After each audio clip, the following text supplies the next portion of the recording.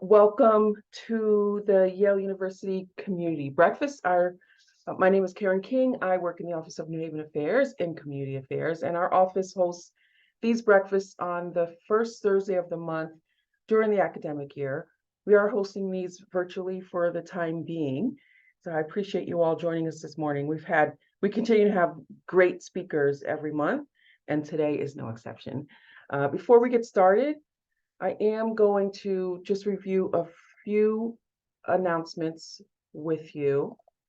And I'll put everything in the chat so that you have these links. First is I'm sure you're aware of the Yale University New Haven Hiring Initiative. It's an initiative that is, the Yale New Haven Hiring Initiative has launched a collaboration with the Dixwell Community House. They have a great presence there. They continue to offer regular employer talks, and there are a few that are coming up this month. So on Monday, actually November 6th, the Construction Workforce Initiative will be presenting. So if you know anyone who's interested in the building trades, please encourage them to visit this site and sign up. If they can get all their questions answered and they can launch their journey in the building trades. In a couple of weeks after that, on November 20th, Yale Public Safety will be joining to talk about Yale's security department and opportunities there for employment. The New Haven Hiring Initiative at Yale does have hold office hours at the Q House. So if you would like to sign up for a one-on-one slot where you can bring your resume and get some feedback and some pointers, you have opportunities to sign up there. If you're interested in IT, or you know anyone who's interested in IT, we encourage people to sign up for the December 4th talk, where Yale's IT department will be talking about early careers at Yale in IT. And Marrakesh will be presenting in December as well, on December 18th. It's a great organization. I will put this link in the chat. We encourage people to sign up. If there is a wait list, please encourage your colleagues to sign up for the wait list, because it's really worth it to make sure that they get a spot at any of these talks. Next, our office hosts the President's Public Service Fellowship here at Yale. The program recruits Yale undergrads, grad, and professional school students to work full-time for nonprofits that are based in New Haven and serve New Haven residents every summer. Students will work for up to 11 weeks. And at this point, we are encouraging organizations to apply to host a fellow during the summer. Those applications can be submitted online, and they are due November 20th. I will put a link in the chat so that you can check it out and share it with your colleagues. Help me to spread the word. It's a really great opportunity. Yale pays for students to work full-time at local nonprofits, and the nonprofits here in the city tend to be on the smaller side. So they would benefit from having an enthusiastic student working with them full-time to help them move their missions forward over the summer. And finally, on November 20th, November 10th, pardon me, Yale University will be hosting a Veterans Day ceremony at Hewitt Quadrangle. It's actually right outside of Beinecke Plaza, 111 Wall Street. And that's going to be on Friday, November 10th at 12:30. And we encourage you to come out, help us honor our veterans, and help us spread the word as well. Okay, so on to our actually, you know what? I want to introduce a new member of our team.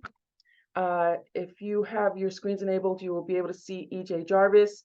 EJ is a recent Yale grad. He graduated in May, and he joined us as a Woodbridge Fellow this year, and he'll be working with us until June in the role of communications. So you will see his face and see his name in your email inboxes quite frequently going forward. So welcome, EJ. Today is day 2 of his work. We had a great day yesterday. So I encourage you, when you see him out in the community, embrace him. He's really excited to be working with with you all and sharing information about what's going on here on campus. Okay, now let's get on to our speakers. So we have two great speakers today. Zelda Roland is the founding director of the Yale Prison Education Initiative at Yale, which brings access to Yale classes and other campus programming to incarcerated students in Connecticut. And she teaches a seminar, College and Prison, as a lecturer in the Yale Education Studies program. A Yale alum, she received her bachelor's and her PhD from Yale. Zelda conceived of and created the program after working with incarcerated students enrolled in the Wesleyan Center for Prison Education at Cheshire Correctional Institution. Since 2016, she has worked to gain support for, organize, staff, and fund the program, which with its inaugural classes in 2018, marked the first time any incarcerated student had ever earned Yale College credit for completed coursework. As of 2021, she also serves as the inaugural director of the University of New Haven's Prison Education Program and its partnership with YPEI, Yale Prison Education Initiative, through which incarcerated students can earn degrees in prison and receive support when released from confinement. In her position, Zelda coordinates YPEI and the University of New Haven's partnerships with the Connecticut Department of Corrections and its facilities, relationships with other national and statewide prison education programs, criminal justice and reentry organizations, an innovative New Haven-based fellowships program that provides college and prison alumni with professional development and mentorship opportunities, and a passionate and broad assembly of faculty, administrators, staff, and students across both campuses who believe in the promise and power of transformative higher education access for incarcerated students. Joining Zelda today is Marcus T. Harvin. Marcus is a son of the city of New Haven, one who believes deeply in the potential of his birthplace. Marcus is an aspiring minister and community leader. He was a member of the first graduating class of the Yale Prison Education Initiative and its partnership with the University of New Haven, and having completed his associate's degree through the program while incarcerated, is presently pursuing an interdisciplinary bachelor's on campus at the University of New Haven. He is a 2022-23 YPEI College to Career Fellow and served as a 2023 University of New Haven President's Public Service Fellow. Upon graduation, Marcus aspires to attend law school and to subsequently become a criminal defense attorney. Welcome, welcome, welcome, Zelda and Marcus. And Zelda, I will hand it off to you. Thank you so much. It's such an honor to be here. And Karen reminded me that I first presented at this community breakfast a few years back, 3 years ago maybe. And it's really incredible to think how much our program has grown in the intervening time. So I'm going to give just a little bit of background about the program and fill in some of the details that Karen mentioned in my bio. But this program was started really when I was a PhD student and was volunteering with Wesleyan's college program at Cheshire Correctional Institution. And even though I'd been teaching on campus at Yale for a while at that point, from the first second I went into that classroom with those students at Cheshire, I realized that they were some of the best, brightest, most dedicated, most omnivorous students I'd ever met. And it was actually them who encouraged me to try to start a program at Yale, because they knew, first of all, how rare a program like this was to have access to liberal arts college programs in prison, because a lot of times in correctional facilities, education is seen as a reentry program and not as a fundamental human right. So people are only given access to higher education or any education if they're within a few years of release. And the students also knew that if we could start a program at Yale, that other universities, other institutions across the country look to Yale as an example, and that having a real program here would actually have a ripple effect and cause a lot more higher education access to be available to students at other universities across the country. So around that time, I started looking around and realized that there were actually a lot of faculty, a lot of graduate students, undergraduates at Yale who were already doing some work in prison. They were doing GED tutoring at Manson Youth Institution. There were faculty who were sort of under sort of sneaking around and doing teaching, volunteering in addition to their on-campus teaching responsibilities with other prison education programs, because it was something that they believed in, because they were passionate about it, and because the students were so great that they challenged them in new ways and they enhanced their on-campus teaching. And there were also formerly incarcerated alumni of college programs who were on our campus, who were in the law school, who were in the graduate school, who were in the undergraduate college. And there were a lot of people who believed in the value of starting a new program at Yale, but there had never before been a real credit-bearing college program that incarcerated students could say they were a part of, right? There had never been, even though there were a lot of Yale personnel going into prisons, there had never been a program that saw students in prison as real legitimate students worthy of the equal access to college credit, the equal access to the resources of the institution. And so we started trying to bring people together and build up that program. And it took it took several years. I'm going to start my little slideshow now. Oops, that's my email.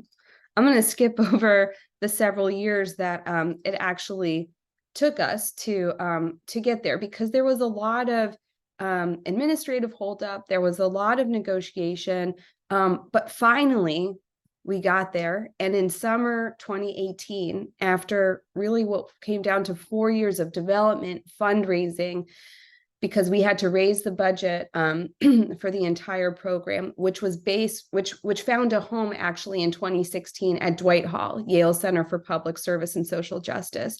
And after building partnerships within the university and the Connecticut Department of Corrections, we officially launched by offering our first 4 Yale College courses with transferable Yale College credit. So they're on Yale transcripts and they don't say that they were earned in prison, to students in 2 different state prisons. And this was a momentous occasion. This was the first time that any incarcerated student had ever earned real Yale College credit. So just to recap, we were founded in 2016 as a program of Dwight Hall, which maybe some of you know, an incredible place, which gave YPEI a home. And we offered our first credit-bearing Yale courses in 2018, and I'll get to this in a second, but we were able to establish a partnership with the University of New Haven in 2021, so that we were able to finally offer degrees. So that partnership has been an incredible thing that actually encouraged a lot of the recent growth. But where do we work? We work at, right now, 2 different correctional institutions. One is McDougall Correctional Institution. It's right up here in Suffolk, Connecticut. It's about a 50-minute drive from New Haven. It is the largest prison in New England with a population of about 1,500 people. And for our first 12-person seminar in 2018, 600 people asked to be considered for admission. So that gives you a sense of the need and the desire for programs like ours. We work with adult men of all ages. I think this is a rough age range. And crucially, we don't discriminate against any applicant based on length of sentence or type of conviction. So we truly don't look at any of the criminological information when people are applying to their program. Which means that we're able to admit students who've been waiting sometimes decades for a program like ours to come along that they can even apply to, because a lot of programs will say you have to be, again, within 5 years of release. We also last year started up a program at the Danbury Federal Prison. This is over here in Danbury, Connecticut. This is the only women's federal prison in the Northeast. For our first admission cycle, it's a much smaller facility, obviously, about 110 women there. About 60 showed up for our first information session. We found out over the summer, we are now operating the only college and prison program, college and prison program for any women in any federal prison in the US. That's a shocking, I mean, it's extremely bleak. And another way of putting that is that until a year ago, when we started this program, there were 0 college and prison programs for any women in any federal prison in the US. So Danbury actually has 3 different prisons there, a men's low security, a women's low security, and a women's camp. One of the things we're hoping to do is expand to those 2 other prisons at Danbury, the federal prison. So to date, we've facilitated over 700, I think this number is up a little from today, but unique enrollments and credit-bearing college courses for we're at over 90 now incarcerated students, with over 200 faculty members and graduate students from across Yale divisions and disciplines, extending access to their on-campus research and teaching to students in prison classrooms. Hundreds of undergraduate students also from both Yale and University of New Haven have worked with our program as fellows, peer tutors, research assistants, and members of our transcription network and research request network, an amazing project I'd be happy to talk about more, which fulfills library and research requests for incarcerated students by proxy. So our students fill out maybe they're doing a class and they need some library research, or they need to support, their argument in some way, and they're looking for material. Well, the undergraduates on campus are trained to help them do that library research and then start a conversation about whatever it is that they're looking into. So I'm going to do a quick overview just so you can kind of get a sense of what kinds of classes we offer, right? The answer is the same exact classes that we offer on campus at both of these institutions. So we have philosophy, we have art classes, this is just our first year of offerings, or our first couple years of offerings up until the pandemic. And this was really when we were only able to offer a few classes per year. But we started with English and art. I mean, the next summer we did literature, Latin, philosophy, sociology. And then we supplement our course offerings with a ton of different workshops. Now, of course, with COVID and the pandemic, we had to adapt to correspondence-based programming only. We did this for about a year until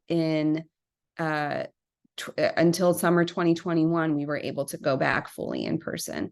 Now, when we went fully back in person in summer 2021, we were able to benefit from a truly transformative $1.5 million grant from the Mellon Foundation, the largest funder of the humanities in the country, that enabled this neighborhood partnership, right? I don't think there are many I think this is a sort of signature collaboration between University of New Haven and Yale.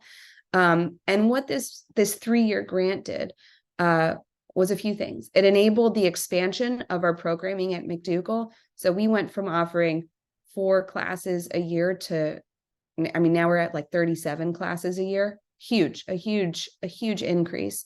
We were able to admit more students.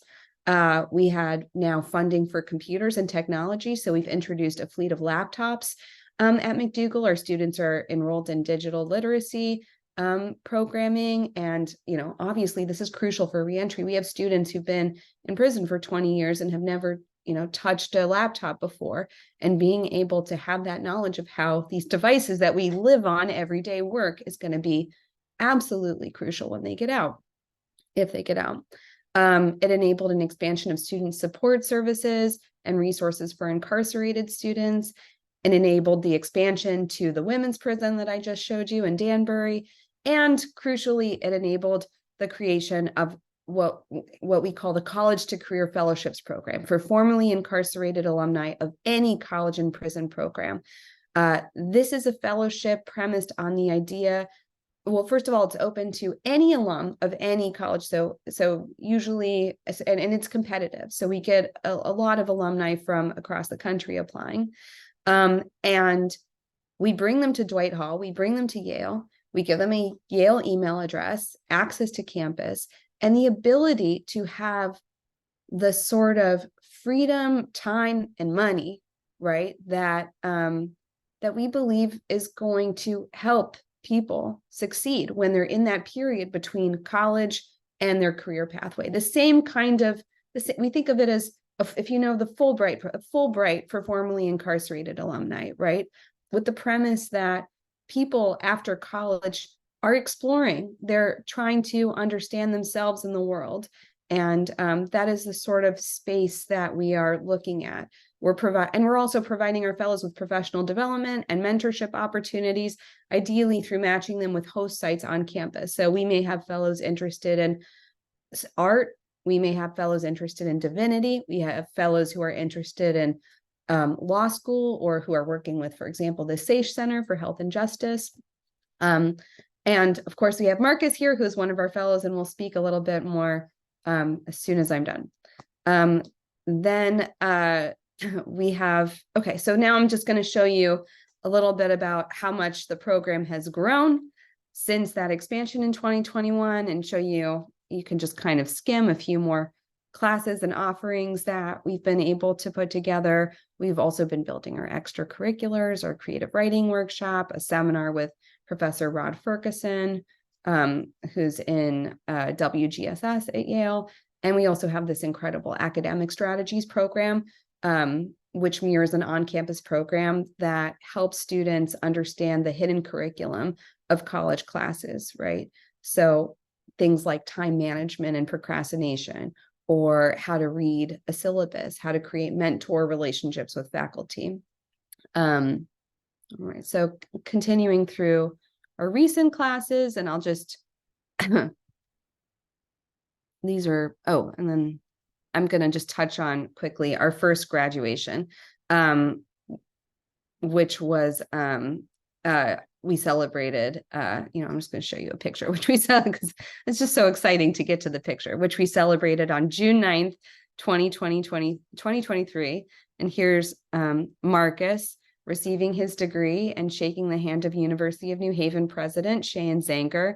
Each student delivered remarks, and our commencement address was delivered by Governor Ned Lamont, who said it was one of the most moving graduations he had ever been to. The story went a little bit viral, which we were really excited by. Here's the Associated Press piece, and here's a piece in the Yale News that covered it. But of course, graduation was on a Friday, and the next Monday, we admitted a new cohort of students and launched right into our next round of classes. And these are the classes actually that we're offering this semester. Chemistry, if we have chemistry class coming in right now, which is sort of unique. Communication, poetic form and experimentation, close reading for craft, Russia, Empire and Communism, intro U.S. healthcare system. We have students who are, so the students who've completed the AA degree are now matriculated in the bachelor's program. And a lot of them are interested in a public health track. A lot of them are interested in ethnicity, race, and migration. So we're trying to figure out we have this interdisciplinary studies major that's actually sort of a make your own BA, so that all of our students don't have to major in the same thing, but they can have different focuses that they create with an advisor, and that will guide them towards their own particular path. And before I pass it off, I just want to really convey some of our guiding principles in that you probably already gathered from my talking about this program, right? We're always using existing courses that are offered to undergraduates on campus. We're never altering course materials or subject matter specifically to address prison or confinement, unless those are things that a course addresses on campus, right? The sort of signature principle of the program is treating the students in prison with the same dignity and respect as students on campus, and not as research subjects or charity, this is down here, and never as students who are deserving of a different kind of education, investing in them with the same type of education that we believe Yale students are worthy of. We always replicate on-campus course rigor, expectations, structure, evaluation rubrics, workload, contact hours, and learning outcomes to the best of our ability. There's no, pity grades happening in our program. Our credited courses are always taught by compensated university instructors, only faculty or graduate students who are also eligible to teach on campus. And this is not a volunteer program, rather. We are always compensating teaching labor. We are not hiring faculty who are volunteering here because we want them to treat these classes with the same, this is the same. If it's carrying credit, it should be compensated in the same way and not a charity class again. And again, we're replicating access to office hours, study hall, studio time, peer tutoring, academic resources, and support structures to the best of our abilities. So this is a really important principle because what it means is that we can't just offer a class every week and call it a college and prison program. In fact, if you look at, this is actually last fall, but we basically have people in facilities 3 times a day, 5 days a week. And this is just at one prison, right? So you can see for each class that we have, so this is a class that ran from 8:30 to 11 a.m. We have a study hall where the students can gather outside of class hours, where they can have office hours with their faculty. If you can imagine, our students come from units spread across the prison. So in order to have access to all of that informal time that college students have on college campuses, where they're in the library, where they're in a coffee shop, where they're meeting with their faculty, where they're doing group work, we need to carve out that extra time that's in addition to class hours. And so that means that we are, I have a faculty member texting me right now that, I'm running late.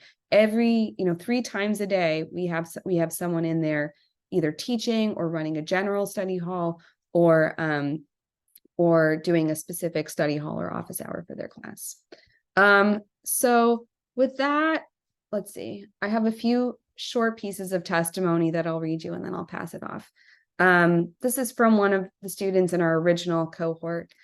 I love this quote. He says, "This program translates back to the block that we're from." So this is not just about the 12 people you see here in this classroom. In every block that we're in, the conversation there is about what's going on in this classroom. And you're sending basically teachers, mentors, role models, examples, especially for younger people. You're sending them back into the population. So it's about really the contagion of higher education, right? Of an interest in the type of work that's going on in our classrooms that happens when you bring a program like this into a prison. The most valuable thing about this program to me is the way it is constantly increasing my engagement and desire for learning. The environment distinguishes this program. Everybody takes this seriously, from the professors to the students, and that's important to me.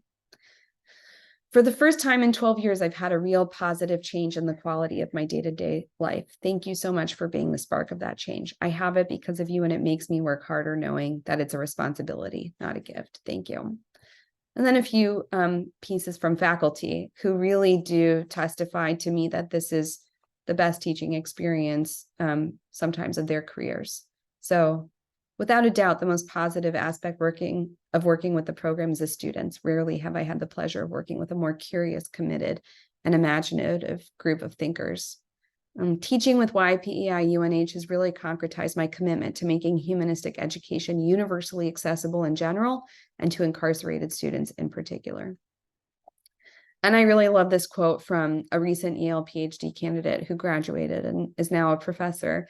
But she said, "I've grown increasingly convinced that this initiative embodies the very best of what Yale is and aspires to be, a center of innovative teaching and research that seeks to educate and learn from the brightest, most creative students wherever they may be, within and beyond the walls of Yale's physical campus."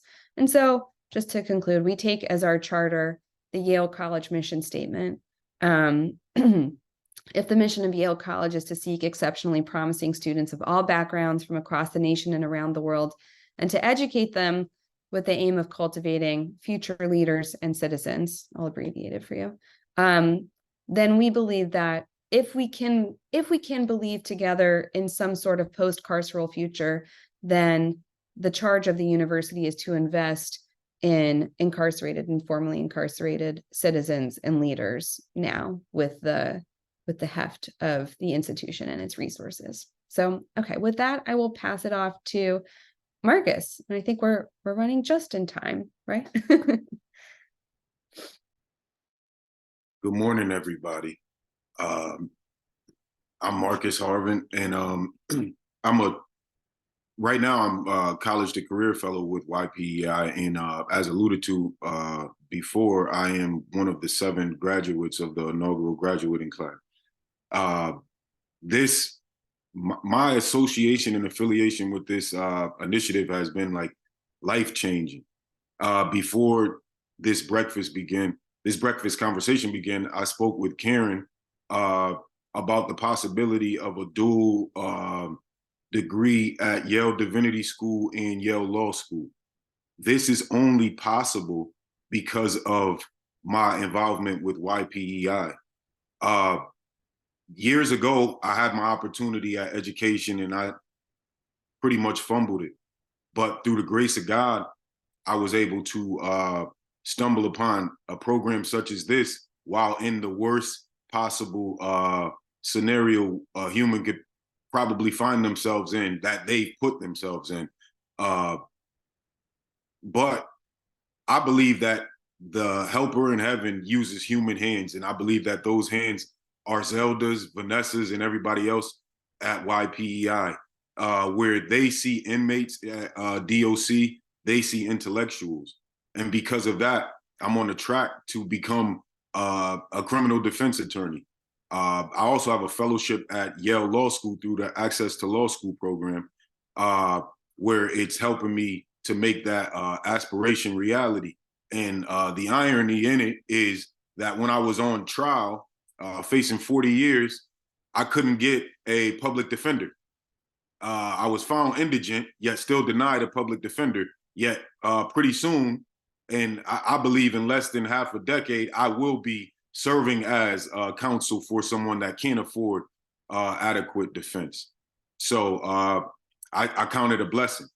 But I've been able to work with the Divinity School since being home. I've only been home 17 months, and I've been on national news. I've worked with the Divinity School. I've helped to co-facilitate a course with Dr. Roland this past semester, and just been able to meet William Barber III. It's been beautiful. I've been able to do things that only someone in my position could dream of. But again, because of YPEI, dreams have become true. This past Sunday, I just got back from San Francisco. I did the NeighborWorks Community Leadership Institute by way of my fellowship with the Neighborhood Housing Services of New Haven, which I did through the University of New Haven this summer, which was made possible by YPEI. So I gotta keep giving credit back to this initiative and the people that make it up, and the person who gave birth to it. I can't stress enough how life-changing something like this is. It literally ascribes personhood back to someone who is made to believe that they are property. It gives you light in a place full of darkness. It gives you hope in a place where they continue to try to steal it from you. And it gives you opportunity in a place where you're closed in. So those classrooms transformed a correctional institution for myself and my brothers in there, and I'm sure my sisters in Danbury, into a college campus. And not just a college campus, an Ivy League institution's campus. And it's just it's an honor to be educated and to have such an opportunity and the resources that come with such a name as Yale. And now, post-prison, being able to have these affiliations with Yale University on my resume, it kind of wipes away my record. As being someone that has multiple felonies, I'm given an opportunity that most people without those felonies wouldn't get. And it's again credit back to this initiative. So if I just had to say it in just one small phrase, YPEI is a life-changing initiative and opportunity. And I thank you guys for this space and time to speak.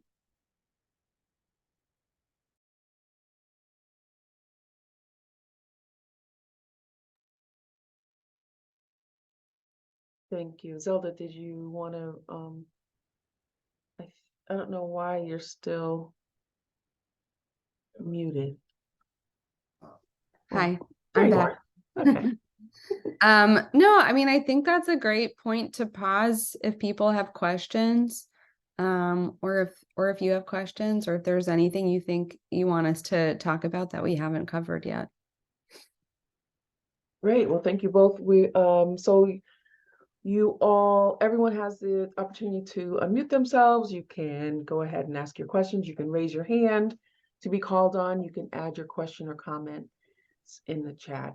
I did take an opportunity to drop YPEI's website in the chat, where you can learn even more about the program. Lots of great pictures too. And I had someone ask about donating. So if there's a nice bright red button in the top right where you can donate to YPEI, if you would like. Can you, while people are starting to form their questions, can you tell us a bit more about the application process? Yeah, absolutely. So we, like I said, there's a huge interest in the program. We had, like I said, for that first round, we had 600 people asked to be considered for 12 spaces. And we are limited to the number of people we can admit every year, for a few reasons. Our capacity is restricted just because we are self-funded. Most of our budget is raised through private grants and donations that are collected through Dwight Hall at Yale, so separately from Yale University. And we also have limited classroom space inside the prisons, and we're using absolutely every classroom space at every time that they will give us, and we're just maxing out time in there. So we're limited in how many students we can admit each year, and that's at both facilities. But the application process, I should mention too, we're part of a national consortium for liberal arts in prison that's run through the Barred Prison Initiative in New York State, and they're a very long-running college and prison program. And through their consortium, they've helped start a lot of new programs on a liberal arts model. And they advised in developing our admissions process. So what we do is first, we have an information session, and we invite as many people who are interested in just hearing about what we have to offer to come to that information session, even if maybe they're not eligible or they don't have a GED yet, but they're working on it, to come and just hear about what it is that we're doing. And a lot of times we're spending time talking about what does it mean to be in a liberal arts college program, right? Because sometimes folks don't know what that means. They think it's an arts program, or maybe it's only art classes. And we get to describe, the benefit of having access to a curriculum that is really intended to, cultivate your mind, cultivate creative, critical thinking skills and creative thinking. And that we're offering, all of these different disciplines: math, sciences, social sciences, humanities, and the arts. And so we have this information session that to me is a really crucial part of the admissions process, so people can actually understand what it is we're offering and what it is we're not offering, right? It's not a technical or vocational program. And then we have a written component that has some basic information and a few short answer questions, like, what is your highest educational ambition? What is your dream job? I love asking those questions because for a lot of our students, nobody's ever asked them those questions, right? Or maybe they just haven't even thought about it. And so this application gives them a chance to think about what their highest educational ambition or what their dream job might be. Then we have a longer essay component where we give 3 or 4 prompts, different types of prompts. One is maybe a selection of poetry, one is nonfiction excerpt, and so on. And we ask the applicants to select one prompt and to respond to it in a sort of, it's an open-ended response, and they have a certain amount of time to write an essay in response to that prompt. And then we have a committee that's comprised of faculty, staff, and also alumni from the program. So people who've been in that same sort of experience themselves. And we read through all of the applications, and we're looking, again, we don't ask for any details about their incarceration or their conviction. We read through the essays, and we're not screening for prior education or writing mechanics or anything like that. We're looking for engagement, we're looking for desire, and we have, beautiful conversations about these applications, and the candidates who are really, hoping to be admitted. Then we have an interview process, an interview component. We interview usually about 40 individuals and inside the facility. And then from those 40, we select our final 12. And we do have a wait list, but we've really never had to use it because everyone accepts the spot that they've been offered. And I should say a really important metric that conveys, I think, what we're doing inside is that we have a 100% retention rate. We don't have any student who's ever voluntarily left our program, right? Everybody who's at McDougall Correctional Institution who hasn't been transferred or released, who's ever been admitted to our program, stays in it. They want to stay in it. They do not. I mean, this is something that you heard from Marcus. It's affecting people. It's inspiring people. It's impacting not just them, but their families and their communities. It's impacting, their lives inside in the units.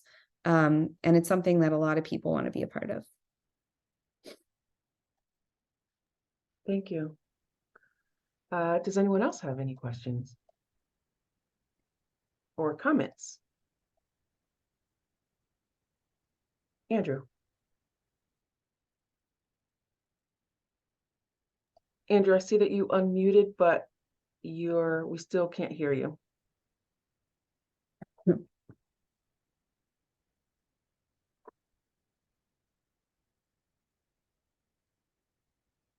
He's going to switch to his phone. Does anyone else have a question in the meantime or a comment? Hi, this is Dee Dee Strode. I just want to congratulate Marcus on his graduation from the YPEI, and also to say I really appreciate that he isn't squandering that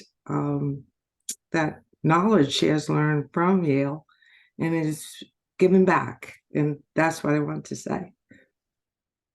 Thank you, Dee Dee. Thank you. See Andrew logging on now. Any other comments or questions? Hello, Ms. Shaw. Good morning. I was going to ask where the info sessions are given, and it's understandable it would be given in the institutions where people are, and the institutions that you work with. But here's my question. As part of the admissions approval, I guess they have to write, and somehow you can assess their desire to be a part of the program, or their desire to really be a contributor to society when they get out. And that's great. Do you keep up with the graduates themselves to see if they accomplished their goal? And I know that's a lot to ask because you have other things to do in terms of working, but I'm just curious about that because sometimes even when they've graduated, they may need a boost or a push or a kind word. Can you just Yeah, enlighten me on that? that's a great question. So, I mean, we've only had 7 graduates so far. Marcus was able to go back to, Marcus wasn't incarcerated for the graduation. He was allowed to go back to the prison to walk with his classmates. But I guess I know every single student in this program, I remain close with, right? We are providing reentry services through our office. We have programming for our alumni. We are, if we haven't heard from them in a while, we have 4 staff members now, but we are in touch with them. We are hopefully, through our partnership with University of New Haven, anyone who gets released is able to walk right onto they're already admitted matriculated degree seeking students at University of New Haven.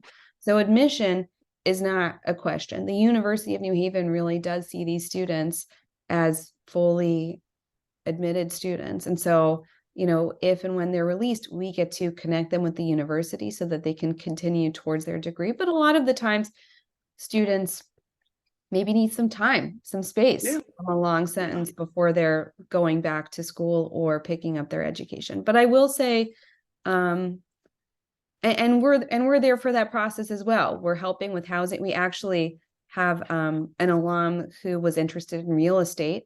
We connected him with a local real estate agency, and they helped him get his license. And now he is actually our connection for our other alumni who are getting out, who are looking for housing and who need to find a landlord who's going to be open to them having a felony conviction.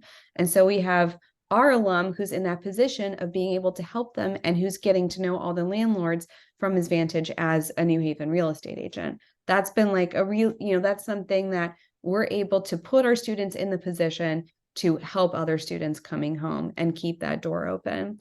But I will say that we do, the question was about graduation and when students leave. A lot of our students are graduating and they're not leaving, right? They're staying right where they are because graduation doesn't necessarily coincide with release.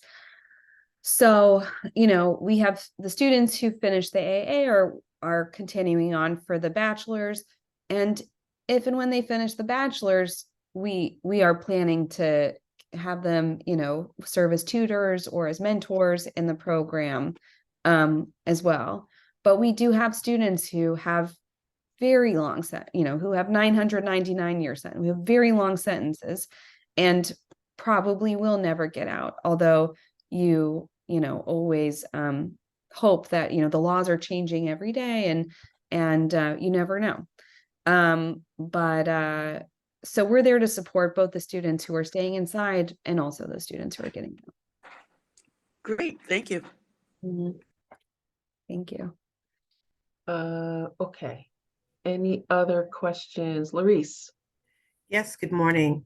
I've really enjoyed this conversation. Thank you for the work that you're doing and the hope that you're bringing to people that might not otherwise have a reason to be joyful and hopeful and have something to wrap their mind around all day.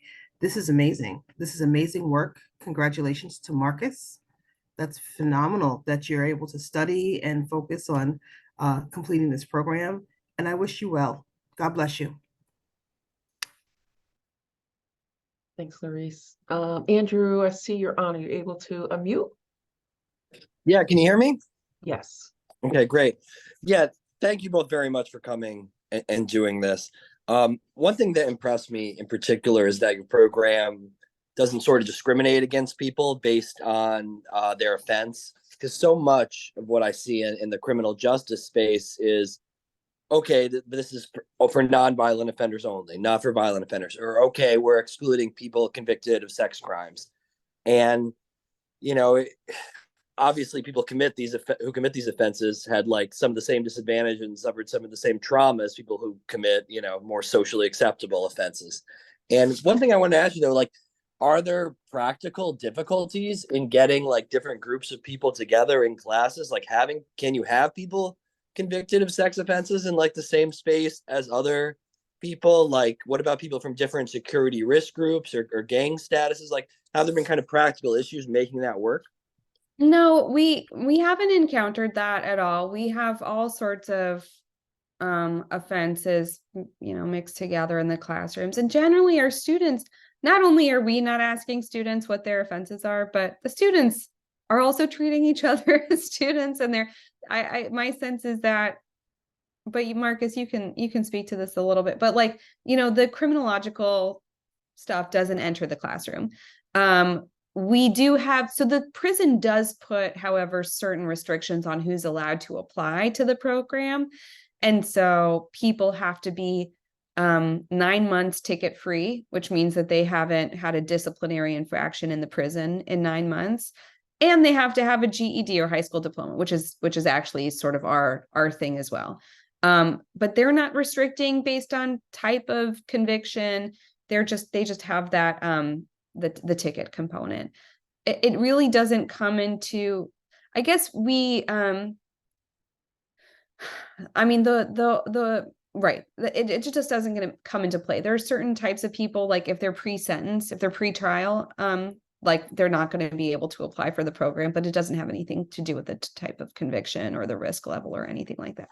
But we all are also working in a high maximum security prison where there is relative stability, I think, compared to like if we were in a jail and there were different risk levels. Marcus, do you want to weigh in on that? Yeah, as far as it goes with charges and everything, no one ever discusses what anyone else in that program or pretty much what anybody else in the prison is in prison for. In fact, a great number of my brothers in that program are abolitionists, so they don't even believe in talking about charges. What we see brothers. We see fellow student, just as someone else on Yale or UNH's campus would see the person sitting next to them. We can't stigmatize each other like we're stigmatized by the people that have to allow us to go upstairs to be educated. So we don't look at that stuff whatsoever.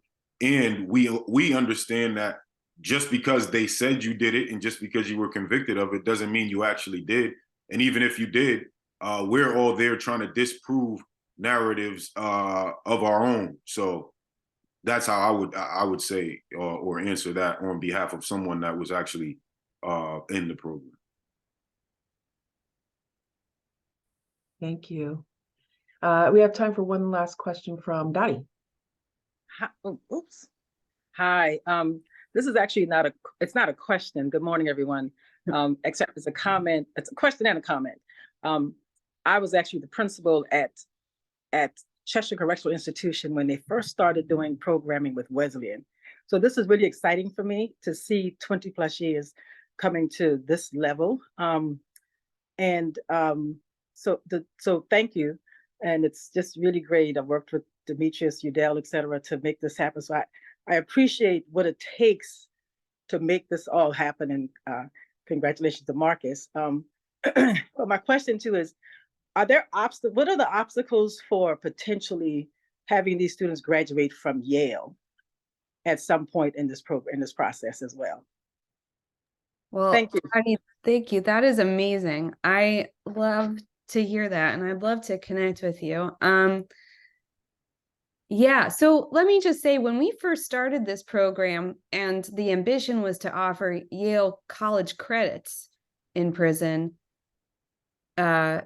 most folks told me that I was out of my mind and we'd never be able to offer Yale credits in prison. And it was such a long shot, and it was going to take, if it was going to take forever.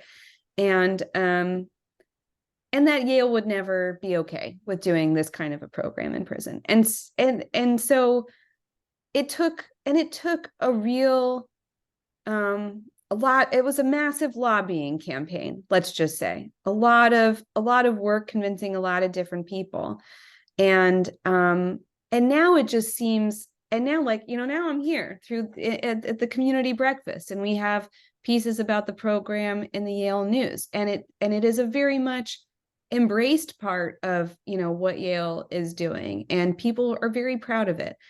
Now, right now, we're at the point where people are still saying, I don't think you're ever going to get a Yale degree. And I'm still optimistic that one day that we will one day be able to offer a Yale degree in prison. We're not there yet. We have this incredible partnership with University of New Haven that we're really proud of. I think one day and we'll never be able to offer an AA through Yale because we simply just have never offered an AA degree. I'm hopeful that one day we will be able to offer, even if it's just on an honors track for students, that will be able to extend access to that Yale bachelor's degree, both in prison and for students coming home, perhaps. So what are the obstacles? You know, it's a culture change that we're trying to push here on this campus, but I think we're getting there. Well, I certainly think this is in line with Yale's, if you know, they're genuinely looking at their at the Yale slavery project as well. It flows into that, given the way incarceration occurs in this country. So you just never know. I mean, you got this far, right? I remember when it was difficult for students to come from campus to the jail in New Haven to come just to volunteer. So you've made progress. Thank you. Thank you. I appreciate your faith, Dottie. Mm-hmm.